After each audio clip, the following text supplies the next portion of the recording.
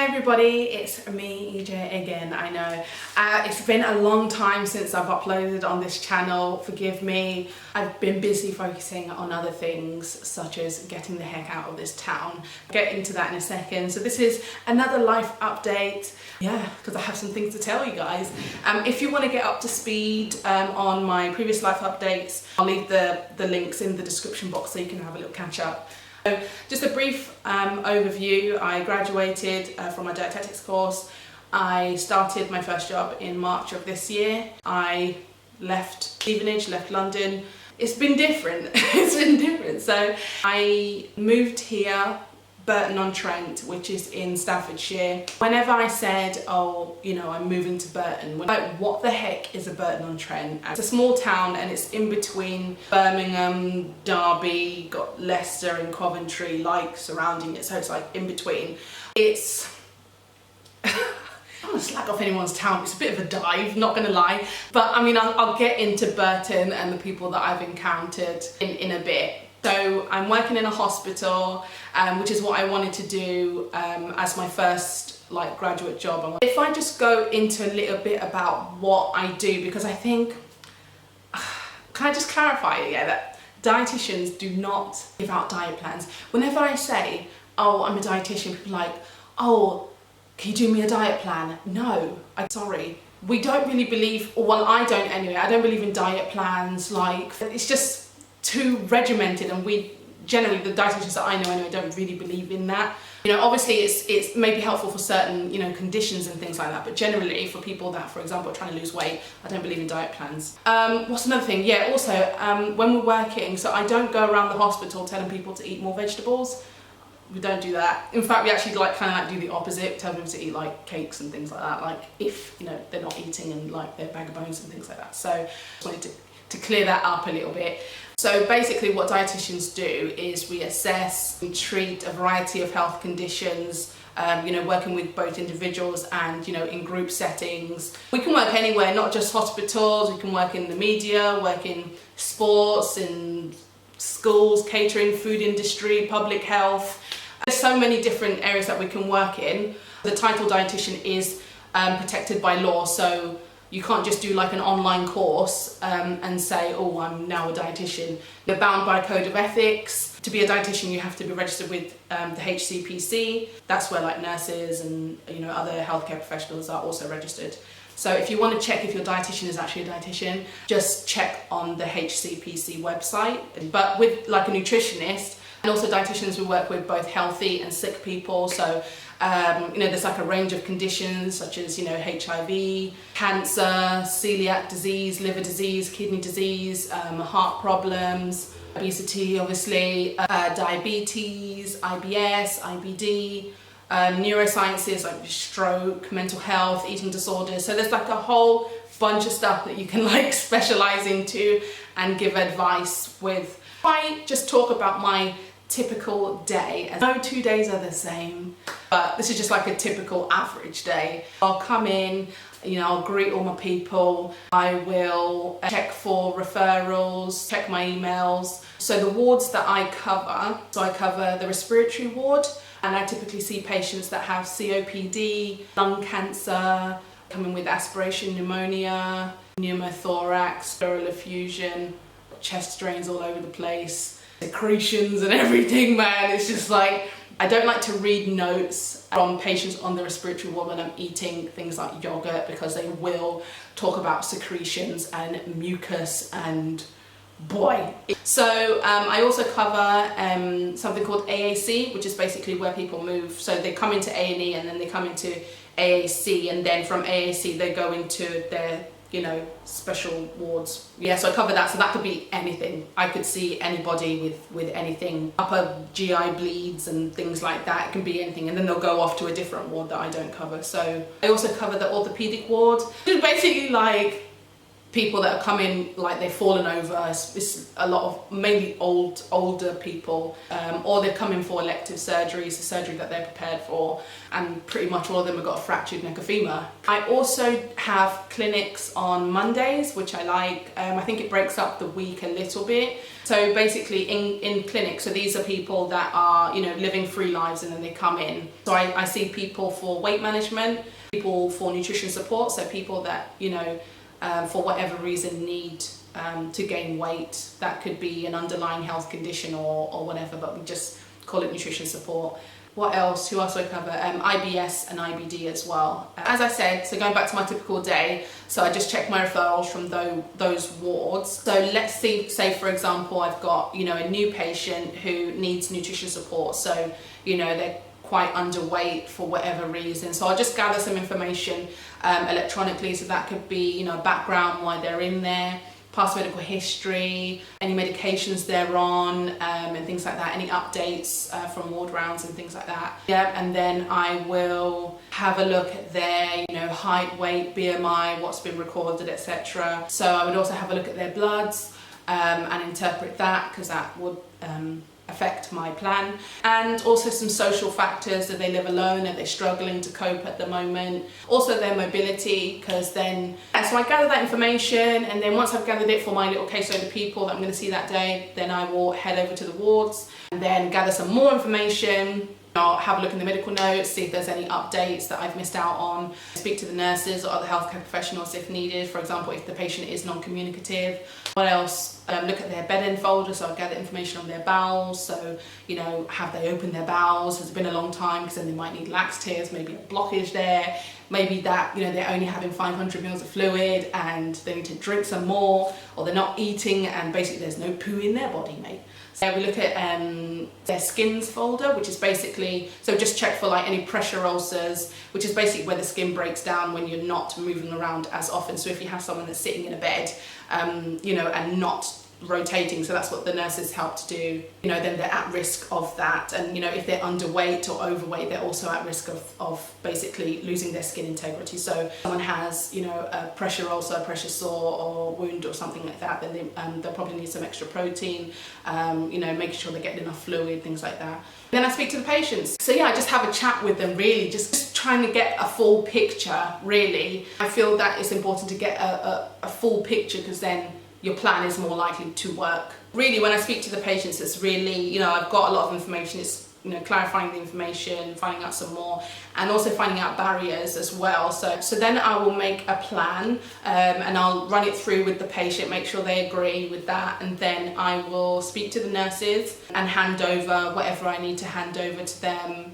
You know, if I need to, then I'll speak to the doctor. So that could be if there's anything else I want them to prescribe, or, you know, if I've seen the patient several times and they're just not eating and it's really important that they do, maybe they've got cancer and, you know, they need to prepare for chemo or something like that, and then they may need some tube feeding. So like, for example, an NG tube. So it's basically like a thin tube that goes through the nose, down the back of the throat and into the stomach. Or, you know, if the patient hasn't eaten in a long time, or, you know, if they told me that they can't remember when they last ate, then it's like kind of like a flag, like they could be in a starved state, and there's something called refeeding syndrome. So I would ask the doctors for refeeding blood. So refeeding syndrome is basically like a group of like clinical symptoms that arise in people that are, you know, malnourished, or people that are in a starved state. So people at risk are people that, for example, haven't eaten anything, or have little to no intake in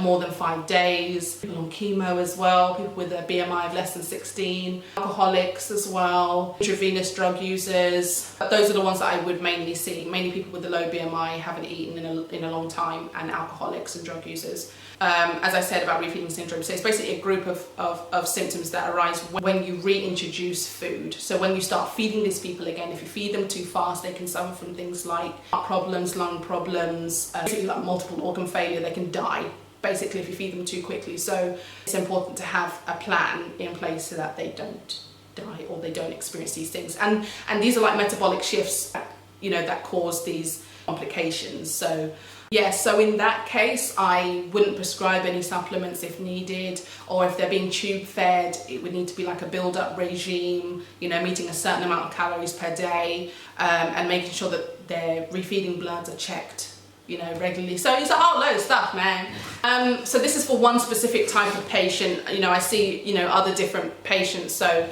you know, it all varies really. So that's pretty much like my typical day. Okay, so moving on. I moved to Burton-on-Trent. I had to do a little bit of Googling because I was like, where the heck is it? I remember applying, but I don't at the same time. I had to find out, you know, so what touristy things can you do in Burton? What's it like? Blah, blah, blah. It seemed like the only thing really was the brewery. I was thinking like, what the heck am I gonna do here? One good thing about Burton-on-Trent is that it's cheap to live. So like, you know, I could have found, you know, a 1-bedroom apartment, a really nice one for like, I think it was like 500 something per month. That's calm, that's good, that's not bad. So I was thinking, yeah, this is nice, I can live by myself, blah, blah, blah, blah, blah. And then I was thinking, I spoke to my mum and she was just like, what if you don't like it? Like, why not, you know, live with other people first and then see how you feel about the place and blah, blah, blah. I was like, you know what, Matty? That's a good idea. I found a nice place. I think I viewed like 6 places in one day, and where I am now was the nicest place. I didn't want to live with too many people because I've lived with like up to, I think it was like 16 of us. This was in my first year of uni. So I'm currently living with 4 other people, you know, which isn't so bad. Yeah, so on my first day when my parents moved me here, my mum was like, all I could hear her say was, oh my God. And I was like, what? And this was me like, you know that Arthur meme with his balled up fist and like, I had tears in my eyes. No offense, but it looked quite run down. It looked like, my mum called it a place that time forgot. Like, she said it looks like Birmingham in the 70s because my mum was born in Birmingham. I was proper slagging it off. Yeah, I didn't appreciate it at all. And then the first like 2 weeks of me being here, it was like miserable. It was raining every day.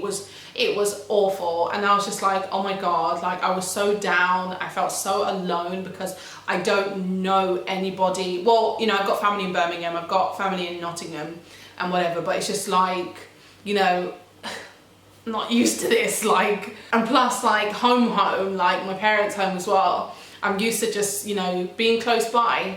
Let's talk about my housemates. When I first came, you know, it was just normal people.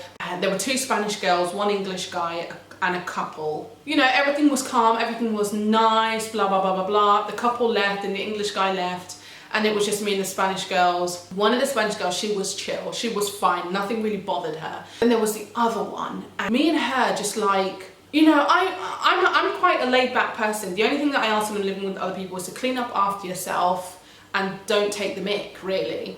We did have a few like run-ins, me and her. Like, she just gets so upset over tiny little things. Anyway, our first run-in, I think, was when, yeah, I remember. It was when I was downstairs in the kitchen. So I wake up around 6 something, and then I come down and I, you know, make my breakfast at like 7:30ish.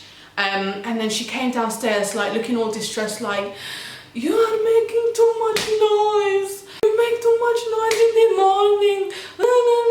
I was like, are you talking to me? Like, what the freaking hell? Like, first of all, because thing is about me, I understand everyone's different, but I like it when people talk to me as an adult. If you have a problem with me, you just say it. Don't bottle it up, because then, exhibit A, we have you freaking out here in the morning, getting yourself distressed and wound up. But then I was, you know, busy doing stuff, and I was just like, oh, I'm sorry, am I being loud? Like, because I didn't realise. And then she was like, yes, all the time, blah, blah, blah, in the morning.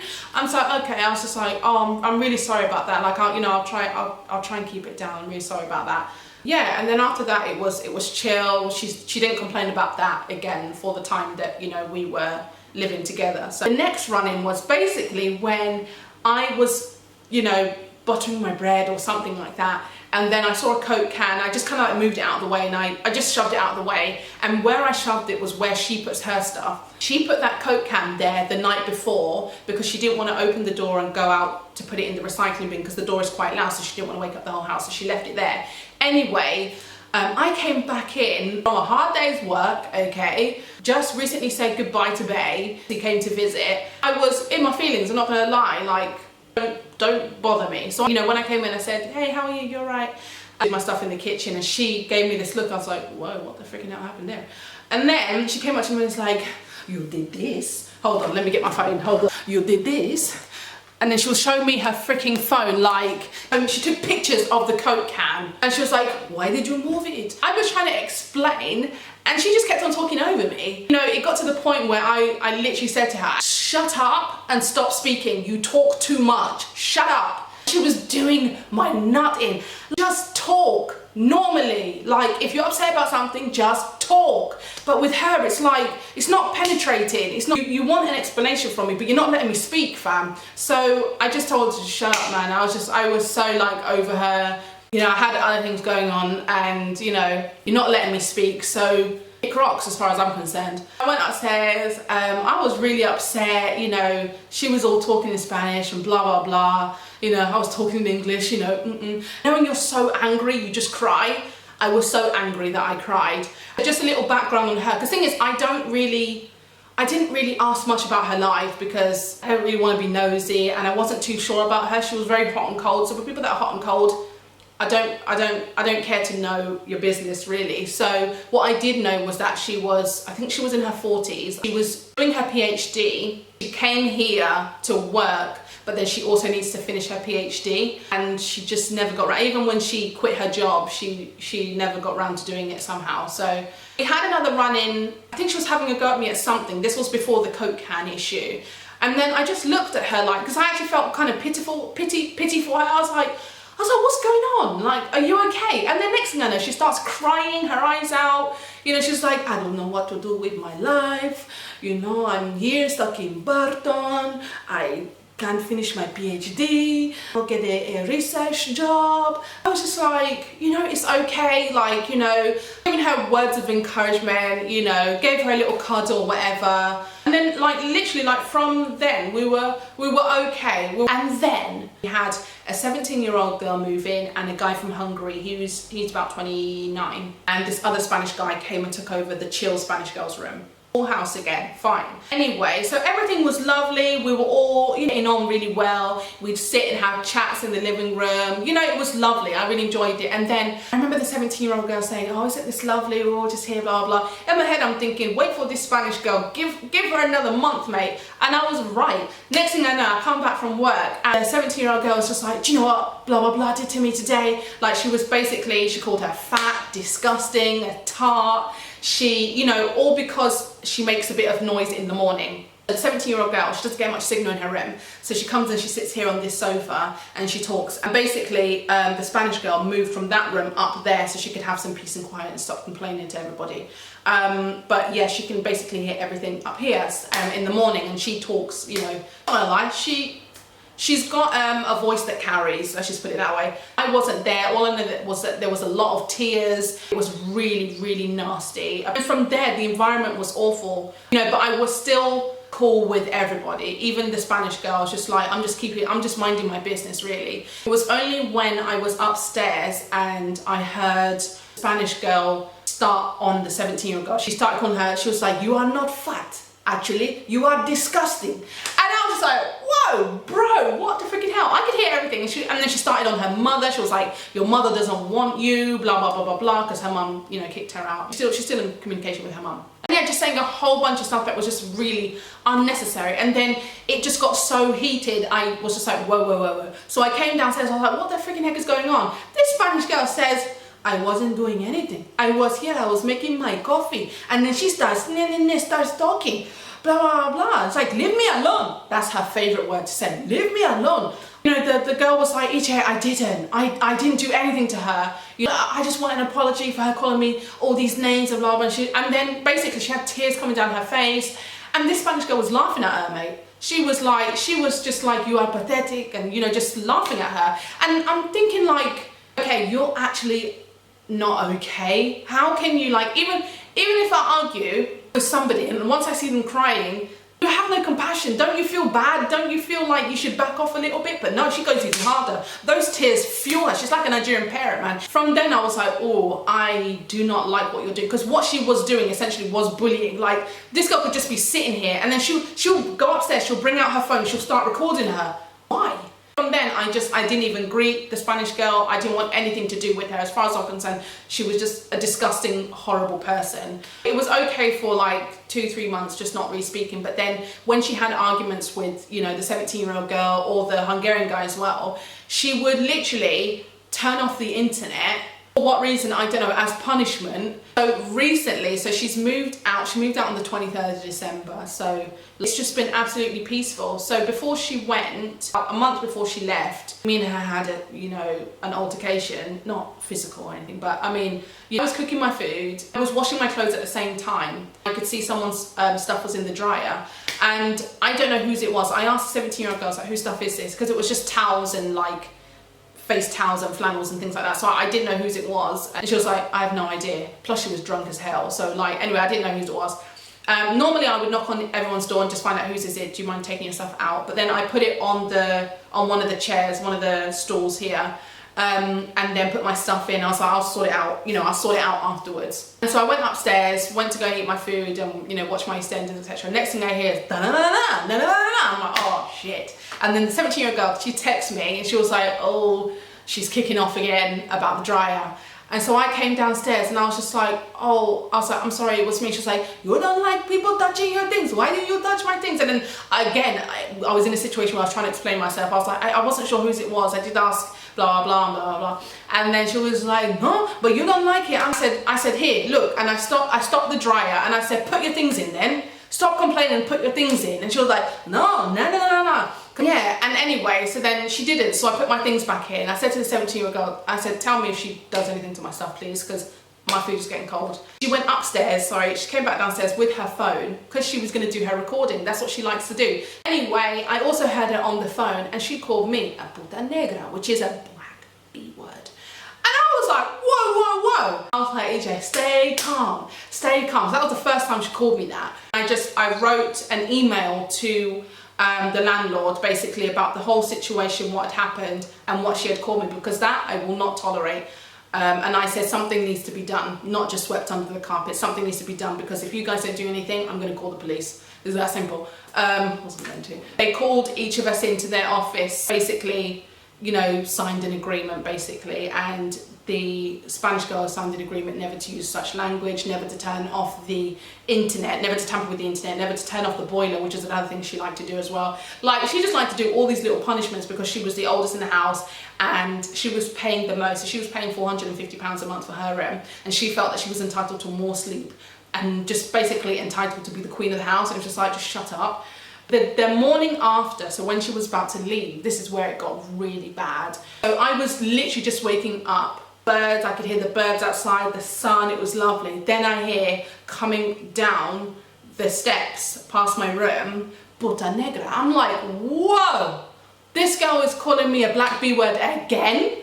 So I literally flew down the stairs and I was like, say it again. I said to her, we were in this kitchen right here, and she was like, what are you talking about? I'm like, I heard you. I heard what you said. You called me a black B word again. So I'm telling you to say it again, this time to my face. And then she was just like, leave me alone. No, I'm not going to leave you alone today. I'm not going to leave you alone today. You said it the first time. I'm not letting you get away with it. So I'm daring you. I dare you. Say it again. She was just like, I wasn't talking to you. Then that's where, I said some things. I hit her where it hurt. Let me just put it that way. I'm not one to hit below the belt. I don't like to. I know I can. I refrain from doing that just because I feel that it's gonna upset the person and it's not a good look. But you call me a black B word twice. So I basically let her have it, and then she was just like, oh, whatever, blah, blah, blah, acting like she didn't care. I know it freaking hurt her. I saw it in her eyes and I'm glad. And I didn't feel anything, because she's such an evil, nasty, nasty person. Not just to me and not just a 17-year-old girl. She was nasty to the other guy as well. Because of little things like turning off the boiler and things like that. She will literally undress you and laugh at you if you get upset.